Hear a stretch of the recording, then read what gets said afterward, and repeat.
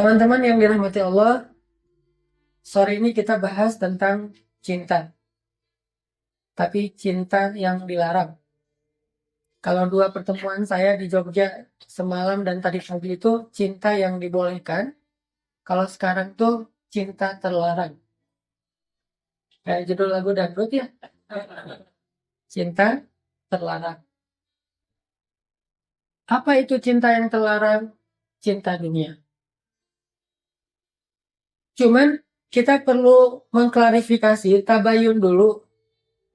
Bukan berarti ketika cinta dunia itu dilarang, seorang mukmin itu tidak boleh menikmati dunia. Bukan seperti itu.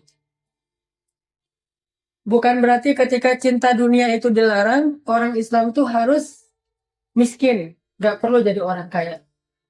Orang Islam itu di masjid terus gak boleh main. Orang Islam itu ibadah terus gak boleh jalan-jalan. Bukan kayak gitu. Islam tidak melarang hamba Allah untuk menjadi orang kaya. Islam tidak melarang kita untuk menikmati hidup. Islam nggak melarang kita untuk foya-foya. Islam nggak melarang kita untuk main seru-seruan. Yang dilarang dalam Islam itu adalah mencintai dunia. Artinya apa? Dunia, walaupun seisinya kita miliki, itu boleh kalau tidak masuk ke dalam hati.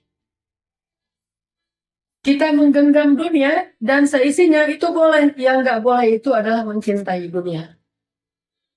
Walaupun sebutir beras kalau masuk ke dalam hati, itu dilarang dalam agama. Haram, nggak boleh. Tapi kalau dunia dan seisinya semua masuk di dalam genggaman kita, asal tidak masuk ke hati, maka itu tidak masalah. Jadi yang jadi masalah adalah cinta dunia, bukan memiliki dunia. Cinta dunia bukan menguasai dunia. Cinta dunia bukan menikmati dunia. Cinta dunia bukan mengumpulkan dunia. Yang dilarang itu cinta dunia. Makanya Nabi menyebutnya dengan hubbud dunia. Mencintai dunia. Itu yang dilarang. Sedangkan memiliki dunia, menikmati dunia, mencari dunia, mengusahakan dunia, menggenggam dunia, itu sesuatu yang mubah dalam agama. Boleh, bahkan kadang dia menjadi satu jalan menuju kepada akhirat atau surga Allah. Makanya Nabi SAW menyampaikan dalam sebuah hadis bahwa ternyata orang yang mencari dunia itu belum tentu cinta dunia. Bahkan orang yang mencari dunia itu bisa jadi jalan bagi dia menuju akhirat. Jadi ada orang yang berusaha mencari dunia, orang lain menganggap ngapain sih dunia kok dicari? Bukankah kita harus mencari akhirat? Justru Nabi SAW mengatakan siapa yang keluar dari rumahnya untuk menafkahi anaknya yang masih kecil, keluar dari rumahnya nih maksudnya bekerja. Man kharaja yas'a ala waladihi sigharan, siapa yang keluar dari rumahnya untuk bisa menafkahi anaknya yang masih kecil, fahuwa fi sabilillah. Berarti dia keluar di jalan Allah. Padahal mencari dunia, bekerja, berdagang, berusaha. Siapa yang keluar dari rumahnya agar bisa menafkahi anaknya yang masih kecil, fahuwa fi sabilillah. Berarti dia berada di jalan Allah. Kemudian kalimat berikutnya, wa in kana kharaja yas'a ala abawain syaikhain kabirain fahuwa fi sabilillah. Kalau dia keluar rumahnya untuk bisa menafkahi atau merawat kedua orang tuanya yang sudah tua, yang sudah sepuh, yang sudah lemah, fahuwa fi sabilillah. Berarti dia berada di jalan Allah. Wa in kana kharaja yas'a ala nafsihi, barang siapa yang keluar untuk bisa mendapatkan kebutuhannya dan supaya dia bisa menjaga kehormatannya, tidak perlu meminta-minta, maksudnya fahuwa fi sabilillah, berarti dia di jalan Allah. Dan barang siapa yang keluar berusaha karena riya'an wa mufakharatan, karena dia ingin pamer, karena dia ingin memperlihatkan kekayaannya kepada orang lain, fahuwa fi sabilis syaitan, barulah dia disebut orang yang berada di jalan setan. Artinya nggak semua orang yang keluar rumah mencari dunia, berusaha mendapatkan dunia itu adalah orang yang cinta dunia, belum tentu. Orang kalau berdagang pakainya pahala atau uang. Pak, berapa harga jeruk? Oh, 1 kilo, pahalanya surga seluas langit dan bumi. Kan enggak kan? Walaupun itu sesuatu yang baik. Tetapi ada enggak orang yang jualan jeruk? Atau orang yang jualan bakmi Jogja dibayar pakai pahala? Tidak. Ini sesuatu yang sangat wajar. Kamu cinta dunia ya? Kenapa sih jualnya pakai dunia, nggak pakai akhirat? Harusnya jualnya pakai akhirat. Ini baju berapa? Misalnya dia jualan kaos, harganya 150K gitu ya. Dia bilang, ini berapa bajunya? Udahlah, sama aja pahalanya dengan 2 rakaat sholat, ambil aja. Kan? Atau berapa nih bajunya? Anggap aja sedekah. Kalau itu namanya bukan tijarah, itu namanya sedekah. Jadi orang yang berdagang selama dia di dunia pasti berdagangnya dengan dinar dan dirham. Az-zahabu wal fiddah. Dengan dinar, dirham, emas, perak, atau mata uang. Lalu apakah gara-gara dia menukar suatu barang dengan harta duniawi dia berarti mencintai dunia? Belum tentu. Apakah ketika dia menjual sesuatu dan ingin mendapatkan manfaat dari dunia berarti dia cinta dunia? Belum tentu. Karena Nabi SAW mengatakan, kalau itu tujuannya untuk menafkahi keluarga, maka itu adalah fi sabilillah. Makanya di kita itu ada istilah jomblo fi sabilillah. Siapa itu jomblo fi sabilillah? Yang dia itu rela menjadi sendiri, tidak punya pasangan, demi menjaga kehormatan. Fi sabilillah kan? Yang dia itu minta diputusin, gara-gara nggak serius mau nikah, daripada nanti jadi fitnah, jadi nambah dosa, berarti dia jomblo fi sabilillah. Kan ada yang diputusin bersyukur. Kita udahan aja ya. Maksudnya kita adik kakak aja, alhamdulillah gitu. Itu mah udah nggak perlu move on, udah pasti bersyukur, sujud syukur langsung. Bahagia banget, di sini gua traktirin makan. Kenapa? Gue habis diputusin. Habis diputusin, traktir makan. Ada nggak yang kayak gitu? Belum pernah diputusin ya? Kan banyak orang kalau diputusin kayak bete gitu, stres, nggak bisa move on, sampai ada yang bunuh diri, nabrakin diri ke truk yang lagi berhenti di jalan, atau loncat dari jembatan gitu kayak di Korea kan? Di Korea itu tingkat bunuh diri tertinggi di dunia sekarang. Kalau dulu di Jepang hobinya bunuh diri, kalau sekarang di Korea bunuh dirinya tuh sambil backflip gitu sih, ngetrik gitu. Bunuh diri lah, loncat. Jadi kayak free cliff dive gitu, loncat bebas. Karena ada teman saya yang pernah jalan-jalan ke Korea, terus pas dia lagi city tour, ngeliatin satu jembatan sungai. Di tembok sungai itu ada tulisan, terus ada foto keluarga, ayah, ibu, anak, dan segala macam. Dia nanya sama guide-nya, itu kenapa tuh? Itu tulisannya maksudnya apa? Bahasa Korea kan nggak bisa ngerti. Itu artinya apa? Oh, itu tulisan quote, kata-kata motivasi buat orang yang pengen bunuh diri. Soalnya di Korea itu tren bunuh diri paling digandrungin itu loncat dari jembatan. Itu bunuh diri paling viral di Korea. Jadi kalau misalnya putus cinta, kan banyak sinetron-sinetron Korea gitu yang diputusin gitu ya. Gitu-gitu ya. Putus aja. Itu artinya apa gitu. Ya gitu putus aja. Gak apa-apa, aku bunuh diri. Gitu. Bunuh diri. Loncat. Akhirnya karena saking banyaknya kasus bunuh diri gara-gara diputusin, pemerintah Korea bikin kayak tulisan gitu di dinding-dinding sungai supaya orang kalau mau bunuh diri itu galau. Ah, mau bunuh diri, baca itu jadi galau kan? Membunuh diri kalau bahasa Islam mah, orang yang bunuh diri maka dijamin masuk neraka gitu. Aduh, udah bunuh diri, dia enak-enak sama pacarnya, sama suaminya, gua masuk neraka, enggak banget deh. Ya udah bunuh diri, gua ada bunuh. Ada yang bilang saya mah nggak bunuh diri, dibunuh oleh siapa? Oleh mantan. Saya nggak bunuh diri, dia yang membunuh saya. Kan kalau dalam Islam membunuh orang lain mengambil semua dosanya kan nih. Seorang pembunuh diberikan dosa orang yang dia bunuh seutuhnya. Jadi orang yang dibunuh itu nggak punya dosa. Mudah-mudahan kita doakan saudara kita di Palestina, di Suriah, di Myanmar, di Rohingya yang dibunuh dalam keadaan terzolimi, yang dianiaya, berarti mereka syahid karena dosa-dosa mereka semuanya diberikan kepada orang yang zalim yang telah membunuh mereka. Walaupun dalam hitungan kita sedih, tapi kita yakin tempat mereka di sisi Allah lebih baik daripada kondisi kita di dunia. Jadi di Korea tuh kayak gitu teman-teman.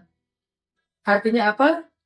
Artinya ada istilah fisabilillah dalam mencari dunia. Dan jangan lupa teman-teman, kalau kita perhatikan sirah para sahabat, ternyata ya, coba lihat dalam perang-perang Nabi, ada istilah apa? Istilahnya kalau dalam perang, kalau habis perang terus dapat harta gitu. Ghanimah. Apa itu ghanimah? Tidak dirampas. Harta yang didapatkan dalam peperangan, bukan rampasan. Karena Islam tidak pernah merampas hak orang lain. Harta yang didapatkan dalam peperangan. Gimana ngedapetinnya? Jadi by the way, orang-orang kafir dulu, kalau mau berperang itu, mereka bawa onta, bawa kuda, bawa domba, nggak tahu bawa ayam apa enggak gitu, ayam, bebek angon gitu, terus di tulang lunak gitu. Pada bawa harta tuh, ternak-ternak pada bawa. Kenapa kok bawa ternak? Karena peperangan di zaman dulu itu bisa 2 bulan, 3 bulan lamanya, dan sepanjang peperangan mereka ada juru masaknya. Hari ini garang asam ya, garang asam gitu. Hari ini bikin steak, steak wagyu gitu, bawa apa sapi wagyu gitu. Ternyata kalau peperangan itu mereka bawa banyak ternak, termasuk bawa pedang. Harga satu bilah pedang itu bisa 20 juta. Jadi kalau orang kafirnya lari karena kalah, pedangnya ketinggalan, itu bisa jadi barang berharga. Terus perisai juga harganya mahal. Belum lagi nanti panah segala macam. Nah, yang cukup mahal juga adalah orang kafir itu kalau berperang dulu di zaman para nabi itu suka bawa dewa. Dewa perang namanya. Atau dewi. Karena Lata, Uzza, Manat, Hubal itu semuanya dewi-dewi. Dewi perang. Nah, dewa mereka itu terbuat dari emas. Sehingga kalau misalnya mereka berperang, mereka bawa dewa biar ditolong sama dewanya. Kalau kalah mereka lari, dewanya ketinggalan. Di zaman dahulu ya, pas dewanya ketinggalan, diambil oleh kaum muslimin. Lumayan kan, bisa bikin cincin, di atasnya dikasih batu akik gitu. Jadi lumayan, itu namanya ghanimah. Dan tahu nggak kita, bahwa ternyata para sahabat yang cinta banget terhadap akhirat, itu pernah rame juga loh soal ghanimah. Dan ghanimah itu dunia. Salah satu ayat sahabat yang rame soal ghanimah itu apa? Yas'alunaka 'anil anfal. Pembukaan surat Al-Anfal. Itu kan gara-gara ramein ghanimah. Jadi habis perang Badar, orang kafirnya udah kalah, lari. Terus harta ghanimahnya berlimpah, diambil oleh para sahabat. Ada yang dapat misalnya onta 10, ada yang cuma dapat domba 1, ada yang dapat pedang, ada yang dapat pisau dapur doang, ada yang dapat macam-macam, beda-beda tuh. Ghanimahnya beda-beda. Ada yang cuma dapat sepatu gitu, lari sampai sepatunya kebuka, hilang aja. Sepatunya DC, Adidas gitu. Wih, sama ya nih. Sepatunya Vans gitu, wah, main bisa main skate gitu. Ketinggalan sepatunya mah. Akhirnya diambil. Karena yang ngambilnya macam-macam kan gak merata nih. Ada yang dapat berapa puluh juta, ada yang cuma dapat berapa ratus ribu. Gak sama rata. Ini nih buat gua nih, udah gua ambil duluan, udah gua ngetek nih. Ini udah dikasih nama, label, segala macam, udah dibungkus lah. Udah selesai gitu, yang dapatnya sedikit protes. Ya Rasulullah, ini gimana ghanimah? Kok dia dapatnya banyak, saya sedikit? Padahal tadi pas perang saya paling depan loh, dia di belakang. Gitu. Soalnya kalau paling depan, ghanimahnya dapatnya dikit. Ngejar musuh, yang di belakang nungguin aja. Udah pada ngejar musuh, dia ngambil. Beda-beda kan posisinya. Dan itu bukan kemauan sahabat. Memang taktiknya kayak gitu. Ada barisan depan, ada yang bertahan, ada yang segala macam. Ya Rasulullah, yang suara ramai di antara para sahabat. Yas'alunaka al-anfal. Bahkan ada yang nggak dapat sama sekali karena dia menjaga Rasul. Begitu Rasulullah mundur, mereka ngawal Rasulullah pulang. Sampai mereka udah menempatkan Rasulullah di tempat yang aman, mereka balik, ghanimah udah habis. Udah pada selesai kayak panitia gitu, habis ada acara, ada yang ngantar ustadz. Yang ngantar ustadz udah pulang balik lagi dari hotel, ternyata di masjid ghanimahnya udah kosong, piring-piring kosong. Tadi ada roti, jeruk segala macam habis saja. Sampai aqua gelas aja habis. Wah, saya nggak dapat ghanimah, kan protes tuh.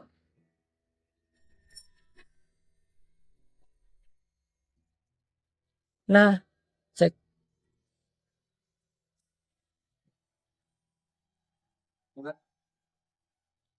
Nah, akhirnya mereka protes, ya Rasulullah, gimana dengan harta ghanimah segala macam. Akhirnya turunlah ayat yas'alunaka anil anfal. Mereka bertanya kepadamu tentang anfal. Anfal itu atau bahasa lainnya ghanimah atau fai. Mereka bertanya kepadamu tentang ghanimah. Bayangin, sahabat yang bertanya tentang ghanimah itu adalah sahabat yang ikut perang Badar. Dan tahukah kita, sahabat yang ikut perang Badar itu adalah sebagian besarnya sahabat muhajirin senior. Kalau dalam bahasa surat At-Taubah itu disebut was-sabiqunal awwalun minal muhajirin. Orang-orang muhajirin yang paling sabiqunal awwalun. Yang mereka itu selama di Mekah itu banyak yang tersiksa, yang di apa yang kayak Bilal gitu yang disiksa oleh Abu Jahal. Di antara mereka ada yang dibiarkan kelaparan, ada yang diambil hartanya. Mereka udah berkorban untuk agama itu sekian banyak, cinta banget dengan akhirat, tahu gitu. Mereka tahu akhirat itu lebih baik daripada dunia karena mereka sahabat-sahabat yang senior awalun. Tapi sahabat sekelas ini bisa ramai juga soal ghanimah. Jadi kalau bahasa kita bikin organisasi dakwah. Awalnya kayak masjid gitu, awalnya kecil. Pas kemudian akhirnya organisasi ini menghasilkan punya apa kayak divisi usaha gitu, bisa wira swasta sendiri, mulai mandiri, infaknya besar, cancelannya banyak dan segala macam. Mulai desas-desus rame soal gaji. Wah, gaji saya nggak naik-naik dari dulu jadi marbot, misalnya kan. Dari dulu saya jadi imam, dari dulu saya jadi muazin dan seterusnya. Udah gitu dia baca sejarah tentang gaji lah gitu. Kan ada sejarah gaji. Di zaman kekhalifahan Harun al-Rashid. Di zaman Harun al-Rashid tahu nggak berapa gaji seorang muazin? Gaji seorang muazin di zaman Harun al-Rashid itu 50 dinar sebulan. Satu dinar itu 2,5 juta. Berarti 50 dinar berapa tuh? 125 juta ya? Benar nggak sih? 125 juta kurang lebih sebulan gaji muazin. Kalau saya hidup di masa itu saya pengen jadi muazin aja. Gaji imam 100 dinar. Seorang khatib atau seorang ulama yang menulis buku diberikan hadiah oleh Khalifah Harun al-Rashid seberat bukunya. Jadi kalau ulama nulis buku, kan buku dulu mah tebal-tebal ya. Kertasnya juga kertas dari kayak kulit gitu tebal. Jadi kalau buku 100 halaman bisa sekilo itu. Kalau sekarang bukunya nggak bisa ditimbang soalnya dalam bentuk aplikasi. Tinggal download gitu. Buku tebal Sahih Bukhari tinggal download. Paling-paling harganya $10, 100.000. Nah dulu diberikan emas oleh khalifah untuk para penulis buku seberat ukuran bukunya. Kalau bukunya 2 kilo dikasih emas 2 kilo. Artinya apakah pada masa itu para ulama disebut sebagai pencinta dunia? Ternyata tidak.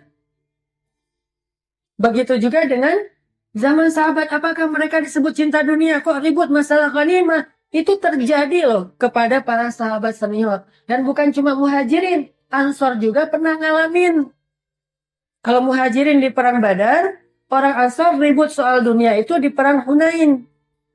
Ketika ghanimahnya sangat banyak, lalu Nabi memberikan hanya kepada orang Makkah, tidak diberikan kepada orang Ansor kecuali sedikit. Akhirnya muncul desas-desus di kalangan Ansor yang saya semalam bilang kayak jadi hashtag gitu. Nabi lupa sama kita. Viral hashtagnya. Semua orang Ansor captionnya Nabi mah kalau udah ketemu kaumnya lupa sama kita. Posting. Rasulullah. Lu mention gitu ke Rasulullah. Rasulullah ngeliat kayak banyak banget nih yang mention gua nih. Dibuka. Ternyata desas-desus. Mereka protes pembagian ghanimah yang tidak sama. Akhirnya Nabi menasihati mereka, membujuk mereka. Artinya, sampai kalangan sahabat Ansor aja juga bisa kena dengan masalah ribut soal dunia. Apakah mereka cinta dunia? Tidak. Jadi, bukan berarti ketika kita nggak boleh cinta dunia, maka kita meninggalkan dunia. Islam tidak menyuruh kita meninggalkan. Bahkan Allah, walaupun menyebut cinta dunia itu nggak boleh, kadang di dalam Al-Quran, Allah menyebut dunia dengan istilah kebaikan, khair. Wa innahu lihubbil khairi lasyadid. Dia sangat mencintai khair. Khair itu adalah kebaikan. Dan kebaikan yang dimaksud di dalam ayat itu adalah dunia dan isinya. Nggak boleh mencintai dunia. Hubbil khair, syadid, itu nggak boleh. Tapi walaupun nggak boleh, Allah tetap menyebut dunia itu dengan istilah khair. Kebaikan. Sehingga bukan berarti ketika kita nggak boleh cinta dunia, kita tinggalkan dunia. Bukan. Yang dilarang itu membawa dunia ke dalam hati. Tapi menggenggam dunia, memeluk dunia, memakai dunia, menikmati dunia, memakan dunia, menggunakan fasilitas dunia, aksesoris dunia, boleh kalau dunia itu tidak masuk ke dalam hati. Walaupun kita punya harta, gunung Uhud emas, itu boleh kalau tidak masuk ke dalam hati. Tapi kalau sebutir beras masuk ke hati, itu adalah haram. Makanya bicara cinta dunia itu bukan bicara meninggalkan dunia, bicara mengeluarkan dunia dari hati, ditaruh di genggaman. Jadi boleh taruh dunia kayak gini, nggak boleh. Itu ya Pak boleh. Jadi dunia itu hanya boleh ditaruh di genggaman, nggak boleh ditaruh di hati. Kalau kita meletakkan dunia di hati, harus karena Allah Subhanahu. Ayyuhibbal mar'a la yuhibbuhu illa lillah. Kalau kita cinta seseorang, seseorang itu kan dunia, karena dia tinggal di dunia. Kalau kita cinta seseorang, kita tidak boleh mencintainya kecuali karena Allah Subhanahu wa taala. Berarti itu tidak cinta dunia, tidak cinta dunia. Kalau kita cinta kepada sesuatu, boleh di antara dunia dengan syarat cinta kita kepada dunia itu karena Allah. Mencintai istri, perintah Allah. Mencintai suami, perintah Allah. Mencintai orang tua, anak, keluarga, perintah Allah. Mencintai si dia yang belum halal, nah ini bukan perintah Allah. Jangan cinta dulu. Penasaran aja. Aku penasaran sama dia. Orangnya gimana ya? Ya udah kepoin aja dulu. Kepoinnya dengan syarat masih menjaga. Ngepo misalnya lihat Instagramnya. Oh, dia kuliahnya di sini, dia senangnya ini, segitu aja. Bolehkah kita mengkepoin calon yang kita mau lamar atau khidbah? Boleh. Asal nggak mengkepoin semua Instagram. Cewek semuanya dikepoin. Asal ada yang mentionnya cewek apa cowok ya. Oh kayak cewek kepoin, stalking gitu kan ya. Apalagi kepoin mantan. Itu berat banget. Nggak nge-follow sih, tapi ngepo gitu. Kalau kita nggak ada di daftar followersnya dia, tapi tahu terus dia lagi ngapain, update yang postingan terbaru sama suaminya. Ini berat. Susah move on-nya. Saya pernah sekali kayak gitu, langsung mending gak usah dikepoin. Mantan mah lupain, bukan kepoin. Move on kepada calon yang mendampingi kita dunia dan akhirat. Kenapa boleh kepoin calon yang kita pengen lamar Ustaz? Kan ada hadisnya, hadis kepo. Apa hadis kepo? Ini terjemahan anak mudanya ya, terjemahan kita lah. Ada sahabat Ansor, sahabat Muhajirin pengen nikah sama perempuan Ansor. Tapi dia belum kenal dengan perempuan yang dia mau nikahi. Jadi ada mak comblang gitu. Cariin gua satu orang cewek yang solehah, yang berhijab, yang hafiz 30 juz gitu. Emang kamu hafal berapa juz? Baru berusaha juz 30 sih. Nyarinya yang 30 juz ideal kan gitu. Oh iya, terus comblangnya bilang, nih dapat nih. Seperti yang kamu inginkan, berhijab, hafal 30 juz, orang Jogja gitu ya. Wah keren aja pokoknya. Dia tuh etnik banget lah gitu ya. Misalnya cowoknya senang yang etnik, nggak senang yang oriental. Gua mah senangnya yang etnik-etnik, yang Jogja, yang misalnya benar-benar keibuan gitu. Oh ya dapat nih. Ya udah, deal deh gitu ya. Kayak bareng dagang. Deal aja. Ya udah kapan kita mau bikin akad? Nah, tapi dia nggak kenal sama ceweknya, nggak pernah ngeliat fotonya, apalagi ngeliat orang aslinya. Nabi nanya, kamu udah ngeliat belum calon kamu? Belum ya Rasulullah. Lihat atuh kata Rasulullah. Jadi nggak boleh berakad sebelum kita melihat. Lihat dulu. Akhirnya kata sahabat ini, maka saya pun melihat perempuan itu secara sembunyi-sembunyi. Bahasa lainnya kepo. Kan melihat secara sembunyi-sembunyi kan? Gak ada yang tahu kita lagi ngepoin siapa. Nah, melihat secara sembunyi-sembunyi dulu. Ngepoinnya di balik tembok gitu ngeliat. Oh, dia lagi ke kuliah kampus. Oh, dia lagi di rumah. Oh, dia apa? Kepoinnya di balik tembok. Tapi dengan syarat sesuatu yang boleh dilihat. Jangan lihat dengan pakaian dia di rumah yang membuka aurat. Dan paling ideal itu ngelihatnya langsung. Jangan lihat di sosial media. Nah, di sosial media itu pasti hasil editan. Jadi semalaman, pagi baru posting. Di zoom in gitu. Wah, masih kelihatan jerawat dikit. Tuh, di blur gitu ya. Lama-lama pas di blur, akhirnya udah layak posting. Pas kita lihat, wah keren banget. Jangan percaya, karena itu hasil editan. Mending lihat asli. Saya yakin kalau lihat aslinya, lebih cantik dari hasil editan. Kan kadang-kadang orang nggak pinter ngedit ya. Udah ngedit, makin diedit, makin nggak benar gitu.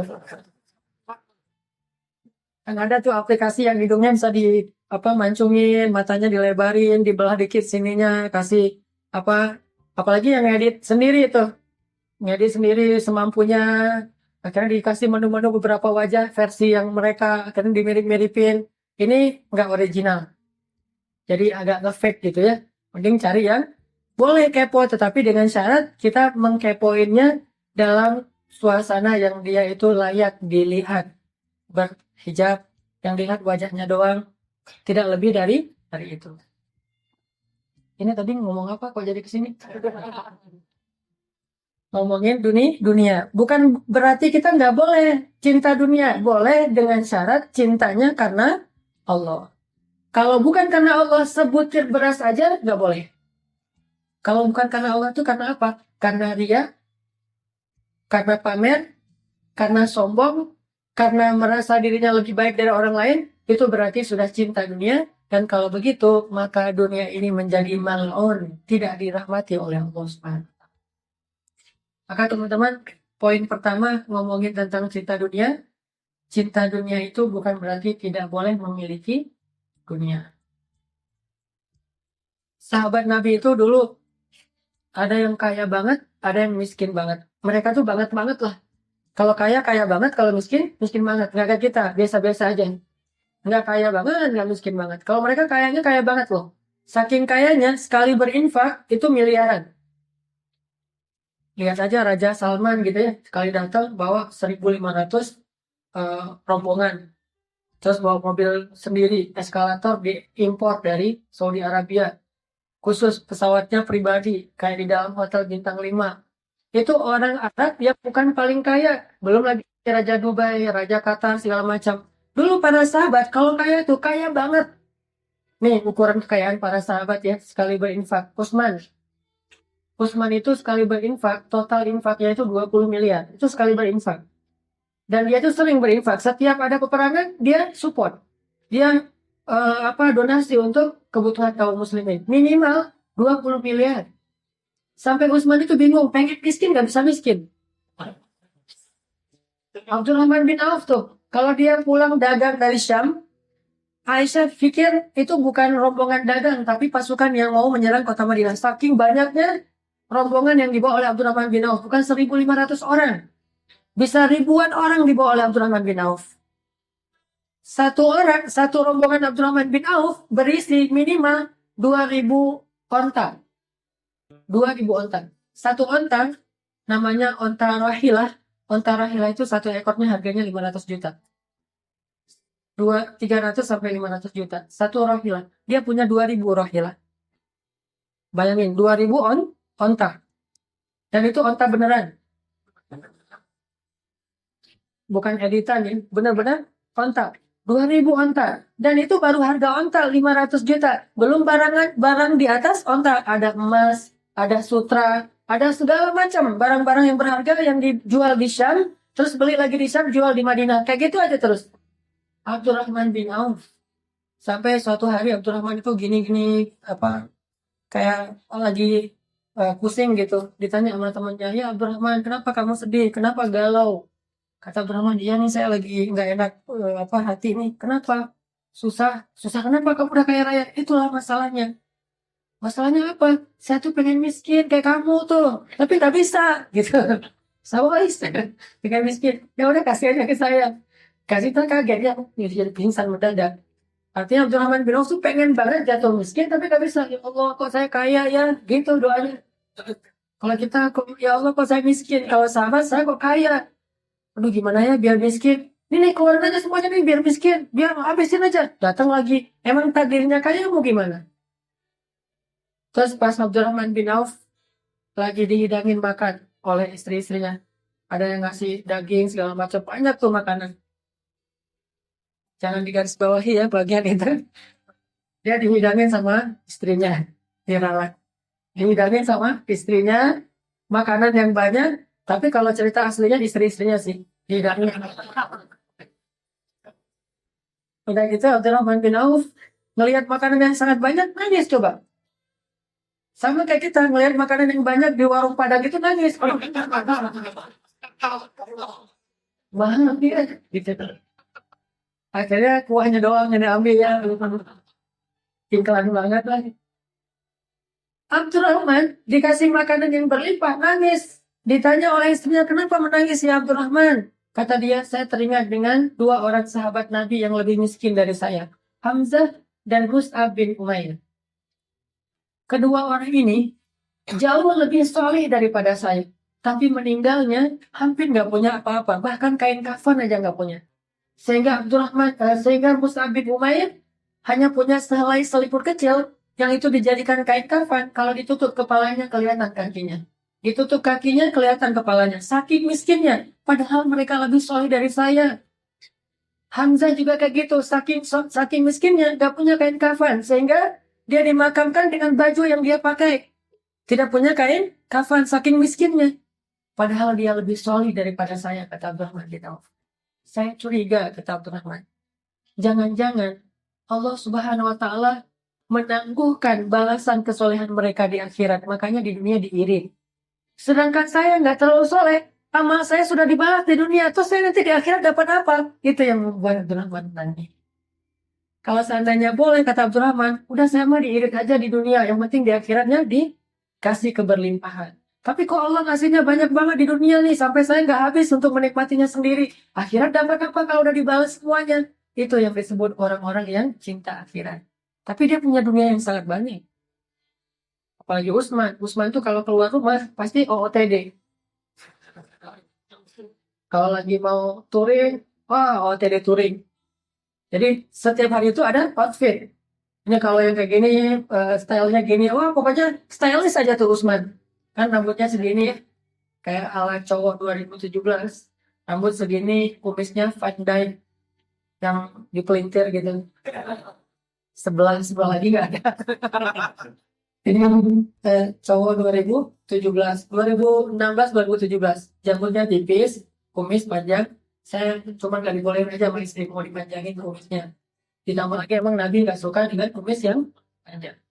Terus rambutnya segini. Utsman itu stylish banget. Sangat up to date pakaian-pakaiannya Utsman tuh. Kalau bahasa sekarang mungkin branded lah ya. Dia pakai baju semuanya branded. Ketika ketemu para sahabat, pas sahabat-sahabat yang miskin itu protes. Utsman, tunggu dulu. Alanya jelek ya Utsman. Kalau bahasa kita, Us, ntar dulu Us gitu. Kenapa gitu? Itu lu kok pakaiannya kayaknya megah banget, mewah banget. Lo cinta dunia ya gitu. Enggak, gua nggak kenal cewek namanya dunia. Cinta dunia. Kenapa kamu cinta dunia, wahai Usman? Dengan pakaian kamu yang sangat indah dan segala macam. Kata Usman, entar dulu. Saya tuh nggak cinta dunia. Tapi saya memakai pakaian yang bagus-bagus untuk menunjukkan bahwa Allah itu maha baik kepada saya. Innamal a'malu binniyat. Karena kenapa? Saya dengar Rasulullah bersabda, Allah itu kalau ngasih nikmat kepada hamba, suka kalau hamba itu memperlihatkan nikmatnya. Wa amma bi ni'mati rabbika fahaddis. Perlihatkan nikmat Tuhanmu supaya orang tahu Allah itu Rahman dan Rahim. Itulah kenapa saya pakai baju yang bagus. Lagi pula, Jibril itu lebih stylish dari saya loh. Tahu nggak Jibril itu stylish banget? Hadis Umar tentang apa itu iman, Islam, ihsan, gitu ya. Itu kan hadis itu ada adegan Jibril datang. Jadi Nabi lagi nongkrong gitu sama para sahabat. Kalau kita mah lagi ngopi gitu. Kita ngopi yuk, ngopi ya. Nongkrong, lagi ngobrol-ngobrol gitu. Tiba-tiba datang laki-laki yang gagah banget. Sorbannya putih, kemudian rambutnya kalau bahasa Arabnya itu rambutnya itu masih itu artinya rambutnya tuh pakai gel. Makanya kenapa Isa disebut Al-Masih? Ada dua artinya dalam bahasa Arab. Itu bukan bahasa Ibrani, bukan bahasa Nasrani, bahasa Islam.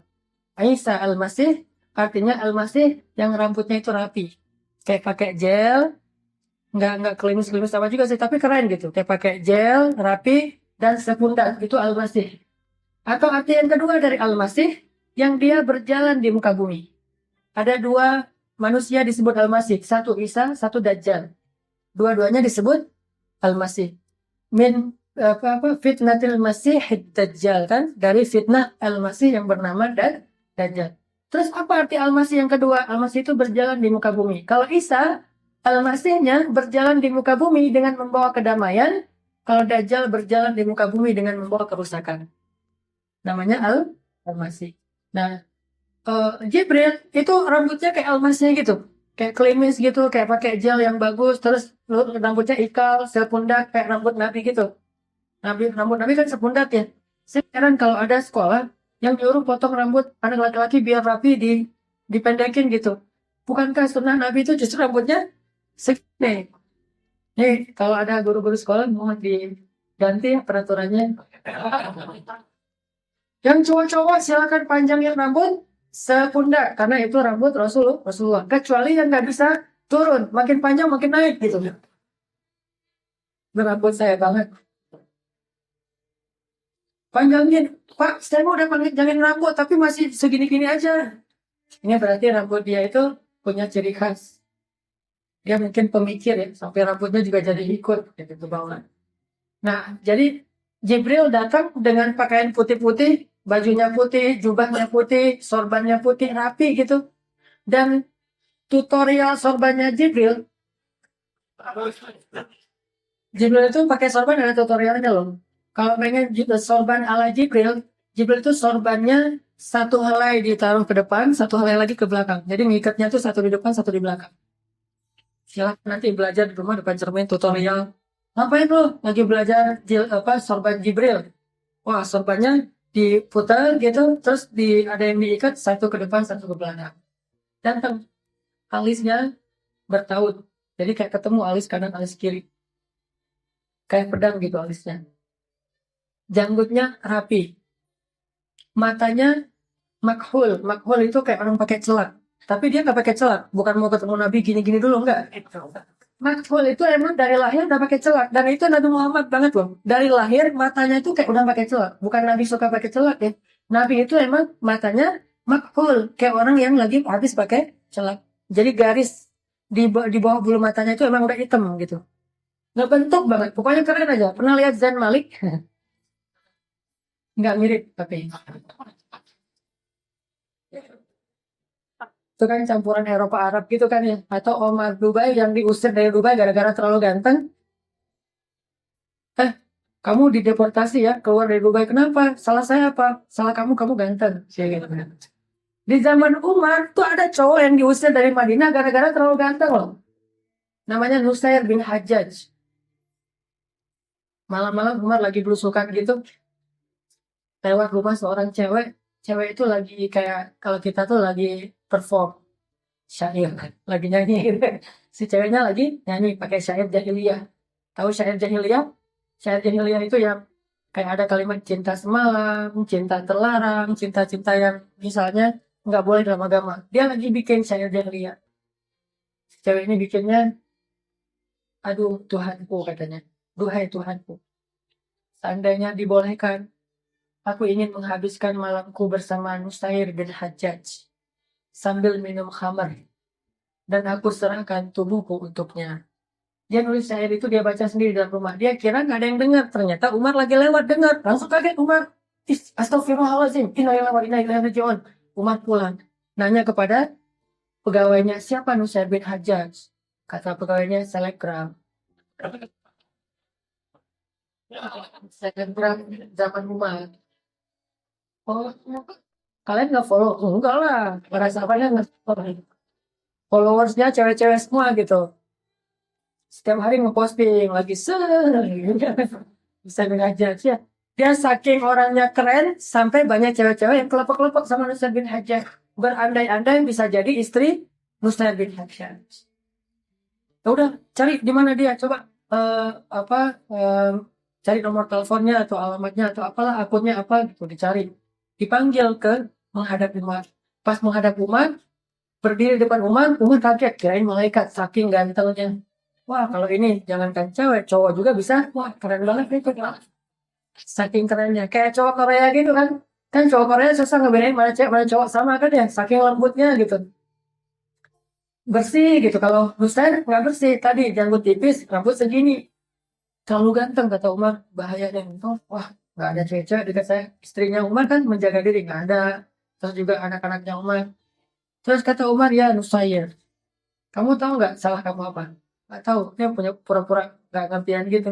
Nggak tahu, pura-pura lugu gitu. Nusair, kamu itu ganteng sih. Akhirnya bisa, aduh bingung gimana nih. Memang salah saya kalau saya ganteng sih. Kan Allah yang menciptakan kegantengan saya. Kata Umar, ya udah, mulai sekarang kamu potong rambut kamu tuh. Pendekin. Ini peraturan sekolah baru nih. Pendekin rambut kamu. Gak boleh terlalu ganteng. Biar cewek-cewek nggak jadi fitnah, menjaga kehormatan. Pulang, datang ke barbershop gitu. Mau gaya apa nih? Pendekin aja dong om. Gak usah gaya-gaya misalnya pengen pang gitu atau apa gitu, nggak, pendekin aja, pendekin. Udah dicepakin gitu, terus pakai sorban. Datang lagi ke Umar. Pas datang ke Umar pakai sorban lebih ganteng daripada lagi lebih keren lagi nih. Bingung Umar. Wah ini cowok memang keren sih, dia papain juga. Sepatu keren, dia segini keren, pakai sorban lebih keren lagi. Untung gak ada kupluk waktu itu ya, pakai kupluk. Loh kok lo mirip sketch ya? Nusair bin Hajjaj, skateboarder era Umar lah gitu ya. Udah gitu, karena Umar nggak bisa menghilangkan kegantengan Nusair bin Hajjaj, akhirnya Umar memutuskan Nusair bin Hajjaj dideportasi, keluar dari Madinah. Kesalahannya, apa kelakuannya yang membuat dia deportasi? Dia terlalu ganteng. Dikirim ke Irak, ke sebuah kampung yang di dalamnya nenek-nenek semuanya. Jadi kalau ada nenek-nenek yang minta selfie, biarin aja nenek-nenek. Terus saya selfie ya, gitu nenek-nenek, biarin aja. Kok kampung itu nenek-nenek semua yang insya Allah tidak akan jadi fitnah. Soalnya perempuan yang sudah lanjut usia, sudah tidak ada lagi hasrat. Gitu. Nenek-nenek, kakek-kakek. Yang muda itu cuma Nusair bin Hajjaj. Cowok muda satu-satunya yang jomblo di negeri itu. Diusir ke sana. Tapi adilnya Umar bin Khattab mendeportasi Nusair bin Hajjaj digaji. Jadi dia kayak ditugas keluar kota gitu, dinas keluar kota, dibayar sama Umar. Dan Nusayr bin Hajjaj, anak satu-satunya yang dimiliki oleh ibunya. Dia nggak punya ayah lagi, anak yatim. Suatu hari Umar lagi jalan sama putra-putranya, ada Abdullah, ada Qasim, ada beberapa orang putra Umar. Terus datang ibunya Nusayr. Ya Amirul Mukminin, kata ibunya Nusayr. Saya akan laporkan Amirul Mukminin kepada Allah nanti di akhirat. Orang dulu ngancamnya itu demo pakai laporan ke akhirat. Jadi spanduknya tuh saya laporin ke Allah gitu spanduknya. Keren ya demo dulu ya. Dan menurut saya sih demo udah ada dulu, cuman bentuknya beda-beda. Yang jelas kan intinya menyampaikan aspirasi. Datang nih ke Umar. Ya Amirul Mukminin, saya laporin Amirul Mukminin kepada Allah nanti di akhirat. Kata Umar, salah saya apa? Engkau menghabiskan hari-harimu bersama anak-anak laki-laki, sedangkan saya engkau biarkan sendiri jauh dari anak laki-laki yang saya miliki. Emang anak ibu siapa? Nusayr bin Hajjaj. Kata Umar, ibu tahu kenapa saya mengusirnya? Ya, karena dia mirip saya. Ganteng sih. Cantik gitu, ibunya cantik. Gak ngomong gitu juga sih. Ya, karena dia kamu bilang ganteng jadi fitnah segala macam. Ya, anak saya yang laki-laki tidak ada yang jadi fitnah. Anak ibu jadi fitnah. Ya udah deh, kata Umar. Jangan laporin ke Allah ya, gini aja. Ini kita kasus di close aja boleh nggak gitu? Kata ibunya, wani piro gitu. Ya udah, ibu saya kirim juga ke Baghdad, ke Irak, dan sama dengan Nusayr bin Hajjaj, terus saya kasih gaji juga. Jadi kalian berdua dikirim sama-sama digaji sama pemerintah. Nah, udah deh kalau nggak ada pilihan lain, saya malu tapi mau. Dikirimlah ibunya ke Irak bersama Nusayr bin Hajjaj, digaji oleh pemerintah yang adil. Sampai Nusayr bin Hajjaj di sana belajar kepada ulama dan dia memperbaiki akhlaknya. Setelah dia paham, akhirnya dia kirim surat kepada Umar. Ya Amirul Mukminin, segala puji bagi Allah untukmu yang telah memberi saya kesempatan belajar lebih baik. Sekarang saya pengen hijrah status. Apa hijrah status? Nusayr bin Hajjaj pengen nikah. Gara-gara dia udah pengen nikah, akhirnya fitnahnya udah nggak ada lagi kan, udah nikah. Baru dia dibolehkan kembali lagi ke kota Madinah setelah dia mengakhiri masa jomblonya. Ini kenapa jadi cerita Nusayr bin Hajjaj? Artinya orang yang keren, berpenampilan menarik itu bukan hanya orang yang cinta dunia. Utsman bin Affan berpenampilan menarik. Abdurrahman bin Auf berpenampilan menarik. Yang lebih luar biasa lagi, Mus'ab bin Umair itu menarik banget penampilannya. Gimana menariknya? Bayangin, parfumnya Mus'ab bin Umair di Mekah itu cuma ada satu. Nggak ada orang yang punya parfum dengan model kayak gitu, dengan harum kayak gitu. 10 milinya, 100 milinya harganya 20 juta. Segini harganya 20 juta. Jadi kalau kita pakai gitu, wah 100 ribu, 200 ribu. Saking mahalnya parfum Mus'ab bin Umair. Sampai disebutkan dalam cerita tentang biografi Mus'ab bin Umair.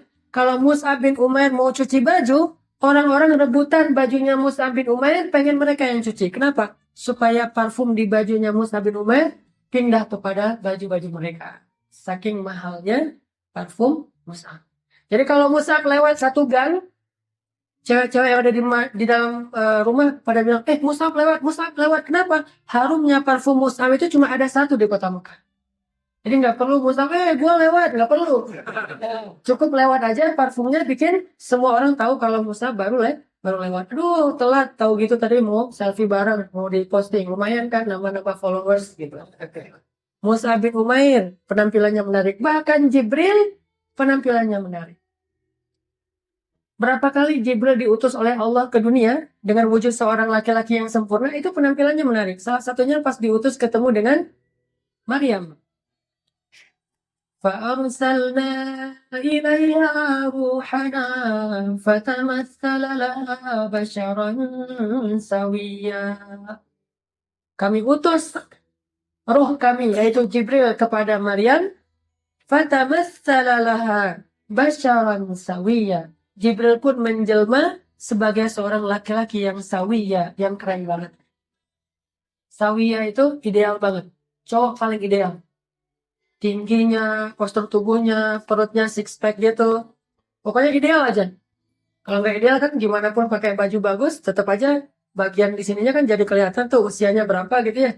Wah kekenyangan ya, atau disebut, kalau yang saya paling gak enak tuh disebut cowok hamil misalnya, kan itu nggak enak banget tuh karena one pack gitu atau zero pack.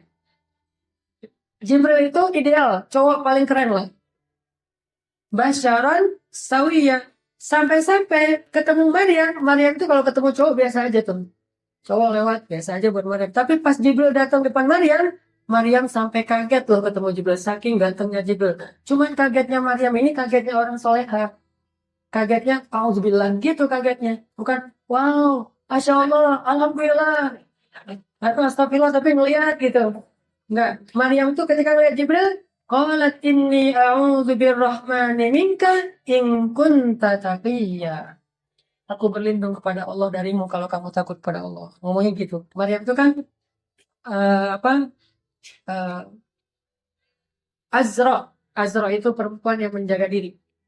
Tapi tetap kaget. Cuman Azra menjaga iffah. Begitu Jibril muncul, tiba-tiba ada Jibril keren banget di depan Maryam. Langsung Maryam, a'udzu birrahmani minka in kunta taqiyya. Aku berlindung kepada Allah darimu kalau kamu bertakwa. Sih. Gitu kan Maryam? Udah gitu Jibril mengatakan, "Ya Maryam, ana rasulu rabbiki li'ahaba laki gulaman zakiyya." Ya Maryam, gak usah khawatir. Aku bukan mau menggoda kamu. Bukan laki-laki yang jahat. Aku utusan Tuhanmu. Berarti malaikat. Ingin memberikan kabar kalau kamu akan punya seorang anak yang suci. Maryam langsung kaget. Gimana saya punya anak? Saya nggak punya suami. Dan saya tidak pernah disentuh oleh laki-laki sama sekali. Itulah keajaiban dan kebesaran Tuhan. Dzalika huwa alayya hayyin, mudah bagiku kata. Artinya Jibril itu selalu berpenampilan menarik. Jangankan perempuan, Umar aja pernah sangat takjub dengan penampilan Jibril. Yang hadis tadi, datang kepada kami seorang laki-laki yang bertubuh tinggi, kemudian bajunya putih semuanya, janggutnya rapi, rambutnya rapi, harum, tidak ada bekas-bekas safar atau perjalanan di dalam penampilannya.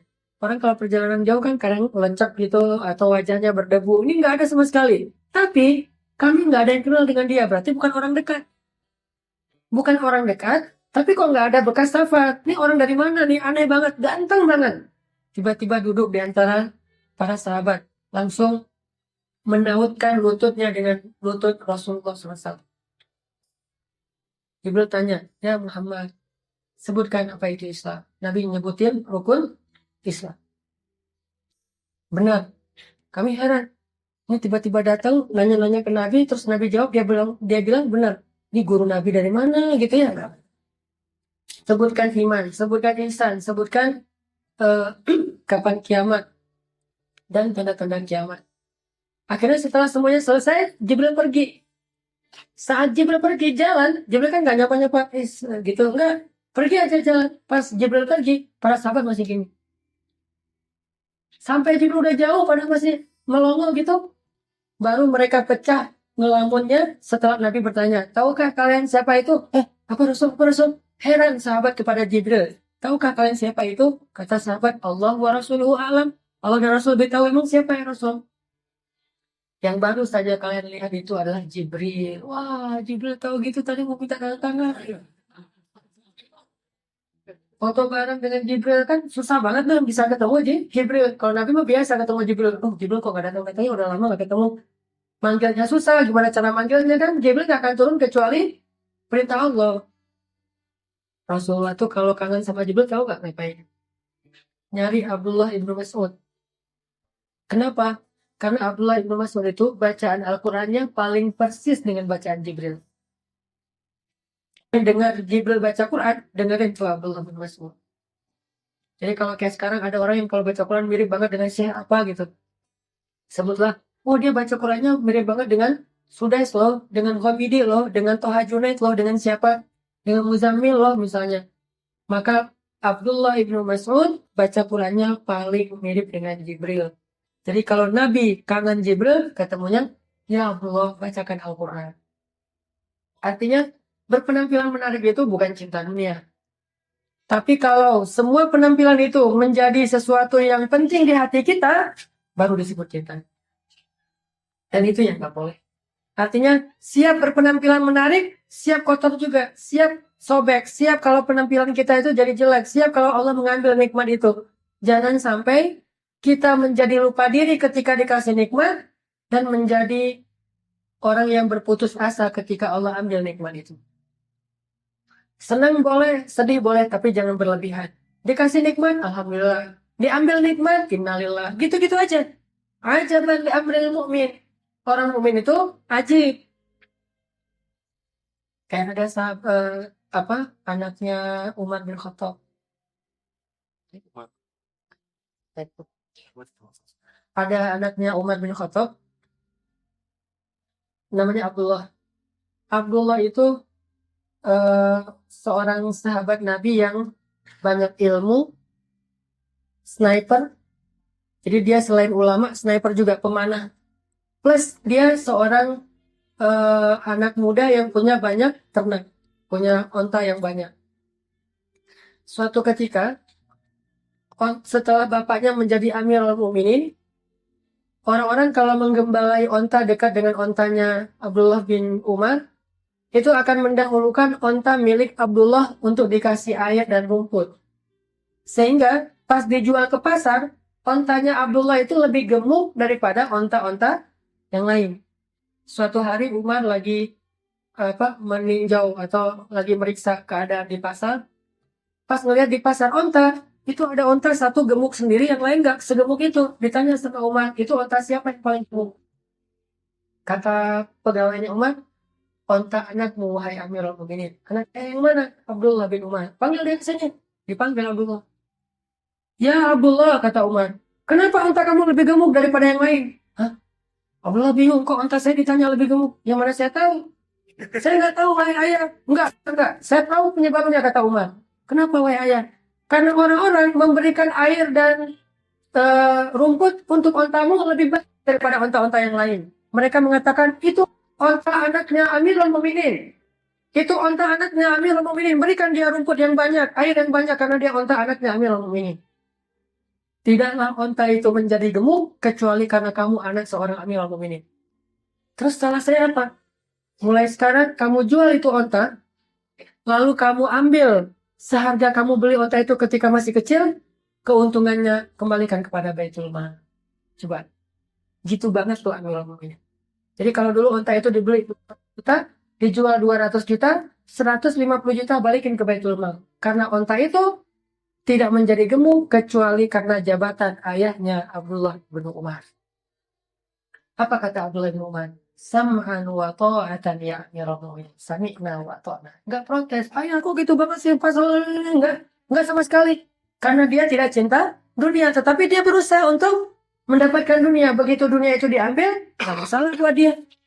Kalau dia masih bisa mengusahakan, dia usahakan. Kalau diambil, dia tidak menjadi putus asa. Ini orang yang mengumpulkan dunia, tetapi tidak masuk dunia ke hatinya. Jadi para sahabat juga kayak gitu. Yang kaya-kaya, yang miskin juga miskin. Yang kaya bersyukur, yang miskin sabar. Walaupun ada juga adegan yang kaya cemburu kepada yang miskin cemburu kepada yang kaya. Tapi sama sekali bukan kekayaannya yang dicemburui oleh sahabat yang miskin. Mungkin teman-teman pernah dengar cerita sahabat miskin demo. Sahabat Nabi yang miskin datang menghadap Nabi SAW terus bilang gini, kalau di kita mah pakai spanduk.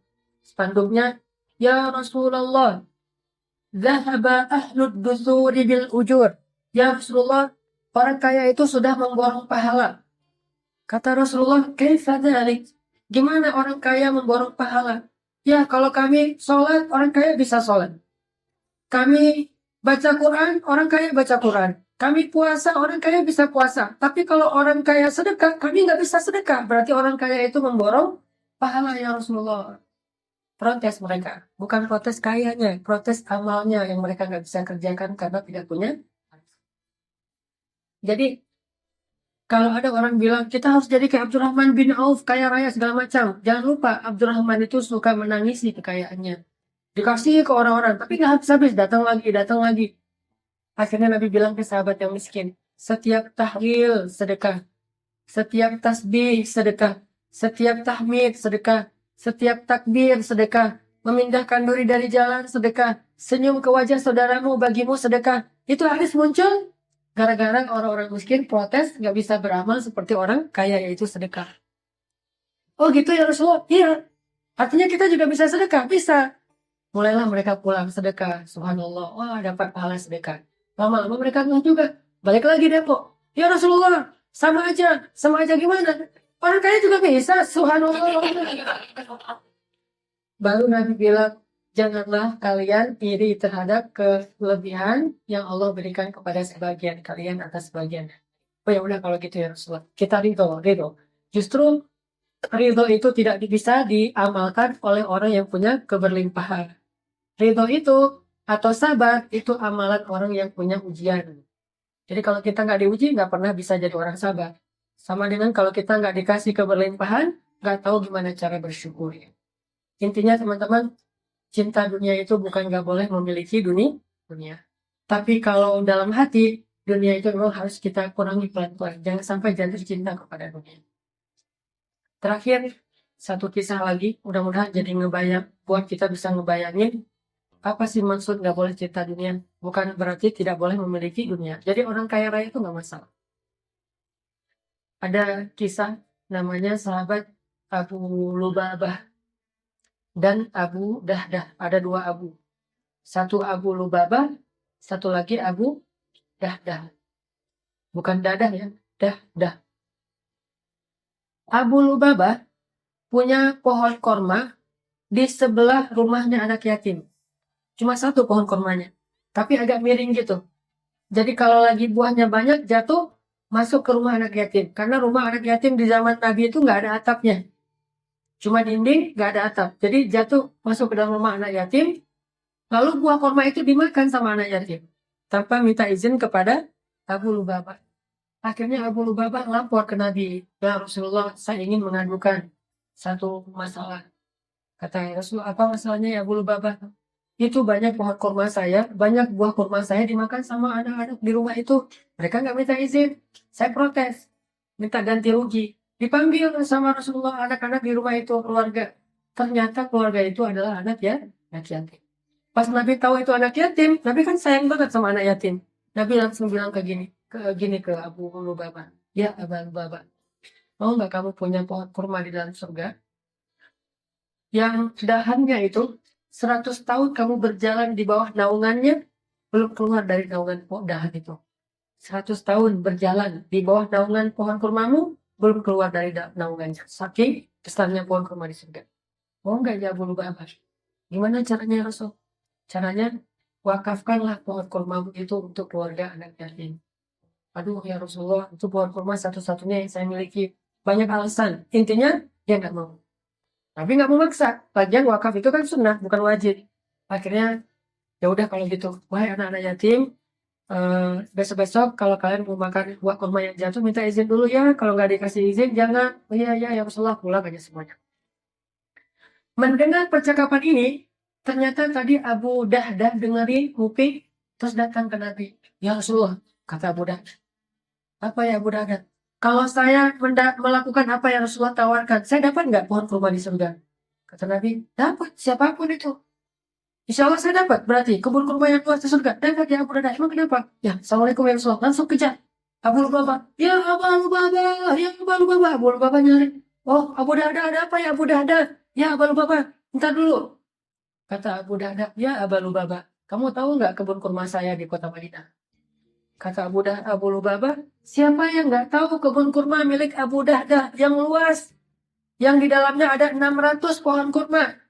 Dan 600 pohon kurma itu semuanya terbaik. Kalau di kita nih kayak kurma majdul. 1 kilonya harganya 300 real. Hampir 1 juta. 1 kilonya 300 sampai 400 real. 1 juta lah sebutlah. 1 kilo 1 juta. Dan ada 600 pohon kurma. Di dalamnya ada villa, di dalamnya ada mata air sendiri, bukan pakai pengairan. Emangnya kenapa dengan kebun kurma mulai Abu Dahdah? Kata Abu Dahdah, oh enggak, kita tukar. Kamu beri pohon kurma kamu yang di sebelah rumah anak yatim untuk saya kasih 1 kebun kurma saya untuk kamu. Tukaran. Tapi bahasa Indonesia ya, bukan bahasa Jawa. Nah, tukaran bahasa Jawa. Nukar gitu, tukar guling. Kata Abu Lubabah, cubitin gua dong, kenapa? Mungkin mimpi. Ini beneran gitu, beneran ya Abu Lubabah. Kamu nggak bercanda, nggak? Cius. Ya udah, dia udah. Kalau gitu gue mau banget. Tadi ditawarin surga nggak mau. Ditawarin dunia mau. Abu Lubabah. Dia salam, udah aja. Langsung kemudian Abu Dahdah dan Abu Lubabah datang ke pohon kurma yang anak yatim. Mereka bilang kepada anak yatim, tok, tok, tok, assalamualaikum. Dibukain sama ibu mereka. Ada apa, wahai Abu Lubabah, Abu Dahdah? Ibu, mulai sekarang pohon ini menjadi milik ibu dan keluarga. Silakan petik sesukanya, sudah diwakafkan. Alhamdulillah ya Allah, gitu. Terus Abu Dada pulang ke kebunnya. Istrinya sama anaknya lagi bercocok tanam gitu di kebun. Lagi bersih-bersih kebun, lagi beres-beres. Kata Abu Dada, wahai istriku, wahai anak-anakku, keluarlah, keluarlah. Ada apa, wahai suamiku, kata istrinya. Kebun ini sudah saya jual, bukan lagi milik kita. Hah? Dijual? Dijual ke siapa? Dan berapa untungnya? Kata Abu Dada, saya jual kebun ini kepada Allah. Dan untungnya adalah surga di sisi Allah. Apa kata istrinya? Itu baru untung, wahai suamiku. Itu baru kami. Ini orang yang gak cinta dunia. Istrinya tuh soleha banget. Pak, kok pulangnya naik angkot? Mobilnya udah dijual, mah. Hah? Dijual bukan yang lain? Enggak, dijual ke masjid, mah. Biar nanti Allah kasih kendaraan kita di padang mahsyar. Apa? Itu bedanya tuh. Makanya orang yang cinta dunia, gak cinta dunia itu jangan dilihat dari fisiknya, zahirnya. Bagi dia dapat dunia dia bersyukur, kehilangan dunia dia bersabar. Tidak ketika dapat dunia dia sombong, kehilangan dunia dia putus asa sampai dia menjadi orang yang stres sendiri gitu, stroke gara-gara rugi dunianya. Enggak, orang yang cinta dunia bagi dia dunia itu adalah zina, perhiasan. Pakai perhiasan nggak pakai perhiasan sesuatu yang biasa aja. Pakai perhiasan dia senang, nggak pakai juga nggak akan kiamat dunianya. Kayak kita misalnya lagi jalan, terutama buat cewek-cewek. Kadang-kadang lagi jalan, misalnya eh, bawa perhiasan kayak misalnya gelang atau cincin. Kadang-kadang ketinggalan di rumah lupa dibawa. Apakah membuat kita bete seharian? Kan nggak, biasa aja. Apalagi yang laki-laki, kadang-kadang kita bawa jam tangan, kadang-kadang enggak. Biasa aja, pakai. Alhamdulillah nggak pakai juga biasa. Itu berarti dunia hanya di genggaman. Bukan kayak iklan apa ya dia? Dunia dalam genggamanmu. Jadi nggak ada di dalam hatimu. Jadi biarkan dunia itu hanya di zahir kita. Itu yang dimaksud dengan cinta dunia. Mudah-mudahan kita bisa membuang rasa cinta di hati kita terhadap dunia. Lalu kita memasukkan rasa cinta kepada surga Allah secara perlahan-lahan. Dan insya Allah nanti teman-teman akan ada ini ya, aksi donasi untuk apa? Wakaf mobil masjid, mobil dakwah untuk masjid. Nah ini kendaraan yang dipakai oleh masjid untuk operasional dakwah dan memakmurkan masjid. Ya, oh ya, nanti aja. Insya Allah kita bersama-sama untuk bertabaruk, bergotong royong. Walaupun mungkin sumbangan kita hanya 10.000, 50.000, 100.000, sejuta gitu ya. Walaupun cuma sejuta, insya Allah nanti di surganya Allah Subhanahu Wa Taala memberikan kita kendaraan untuk bisa melintasi padang mahsyar. Teman-teman tahu padang mahsyar itu di mana? Padang mahsyar itu di Palestina. Tanah yang dipakai untuk jadi bumi mahsyar itu bahasa Arabnya Ardul Mahsyar. Bumi itu bahasa Arabnya Ard. Jadi bahasa Inggris Earth. Itu bahasa Arab, Ard. Nah, dunia ini, bumi yang kita pakai namanya Ardud Dunia. Sedangkan di padang mahsyar namanya Ardul Mahsyar. Kata Allah di akhir surat Ibrahim, Yauma tubaddalul ardu ghairal ardi. Ketika dunia, buminya diganti dengan bumi yang baru. Bumi yang baru itu tanahnya Allah ciptakan dari tanah yang diambil dari Palestina, Al-Aqsa. Sehingga orang yang paling beruntung di padang mahsyar salah satunya adalah orang yang berjuang untuk Masjid Allah, terutama Masjidil Haram, Masjid Nabawi, dan Masjidil Aqsa, dan juga masjid-masjid yang lain. Termasuk masjid di tempat kita. Mudah-mudahan kalau kita menolong agama Allah, Allah akan menolong kita. Boleh diniatkan untuk apa aja? Boleh diniatkan, ya Allah, saya pengen sedekah, mudah-mudahan cepat jadinya. Cepat jadiannya gitu maksudnya. Boleh diniatkan pengen cepat jadian. Siapa tahu asbab sedekah pulang dari sini sudah jadian. Nanti kalau ada taklim minggu depan datangnya udah nggak sendiri tapi berdoa. Ya. Sama tempat kosannya misalnya. Bagi dengan simpak bersama-sama ya, maka diadakan donasinya sambil kita berdoa kepada Allah Subhanahu wa taala. Mudah-mudahan majelis kita menjadi majelis yang marhumah dan perpisahan setelahnya perpisahan yang maksumah. أعوذ بالله من الشيطان الرجيم بسم الله الرحمن الرحيم الحمد لله رب العالمين حمدا يوافي نعمه ويكافئ مزيده يا ربنا لك الحمد كما ينبغي لجلال وجهك الكريم وعظيم سلطانك اللهم صل وسلم وبارك على سيدنا محمد وعلى آله وصحبه أجمعين اللهم اغفر لنا ذنوبنا اللهم اغفر لنا ذنوبنا اللهم اغفر لنا ذنوبنا ولوالدينا وارحمهما كما ربيانا صغارا ربنا آتنا من لدنك رحمة وهيئ لنا من أمرنا رشدا واجعل لنا من كل ضيق مخرجا ومن كل هم فرجا ومن كل عسر يسرا يا رب العالمين ربنا هب لنا من أزواجنا وذرياتنا قرة أعين واجعلنا للمتقين إماما اللهم أعنا على ذكرك وشكرك وحسن عبادتك ربنا إنا نسألك الهدى والتقى والعفاف والغنى يا الله kami ampunkanlah dosa-dosa kami ya Allah, maafkanlah kesalahan-kesalahan kami ya Allah, kepadamu lah kami berserah diri ya Allah, hanya kepadamu kami memohon dan meminta ya Allah, hanya belas kasihan darimu lah yang kami harapkan ya Allah. Kami lemah, kami tidak berdaya, Engkau yang maha kuasa dan perkasa. Kami fakir di hadapanmu ya Allah, kami kotor di hadapanmu ya Allah, sedangkan Engkau maha suci ya Allah. Seringkali kami mengulang dosa-dosa yang sama setelah kami memohon ampunan-Mu ya Allah. Kami bertaubat, tetapi kadang kami masih mengulang kesalahan yang sama ya Allah.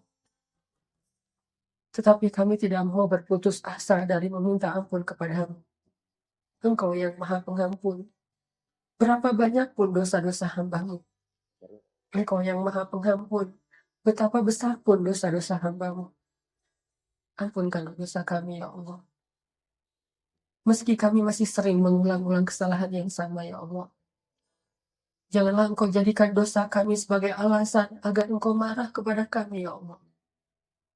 Janganlah Engkau jadikan dosa-dosa kami sebagai jalan agar Engkau murka kepada kami ya Allah. Janganlah Engkau jadikan dosa-dosa dan kesalahan kami sebagai alasan Engkau berpaling dari kami ya Allah.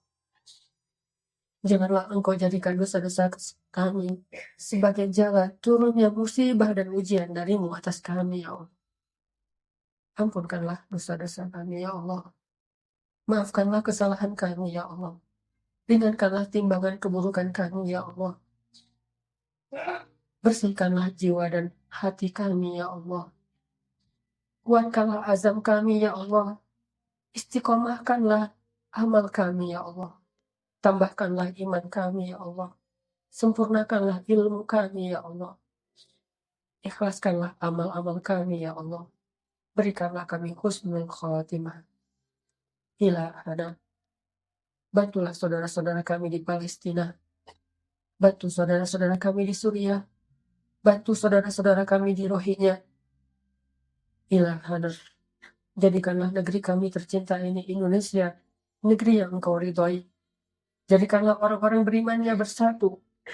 Jadikanlah anak-anak mudanya adalah anak-anak muda yang mau berjuang untuk agamamu. Ilahana, jadikanlah majelis kami sore hari ini majelis yang engkau rahmati. Dan perpisahan setelahnya, perpisahan yang engkau ampuni. Ilahana, ajib du'ana, innaka mujibas sa'ilin.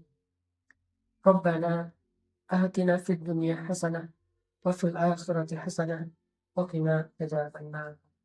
Subhanakallahumma wa bihamdika, asyhadu an la ilaha illa anta, astaghfiruka wa atubu ilaik. Assalamualaikum warahmatullahi wabarakatuh.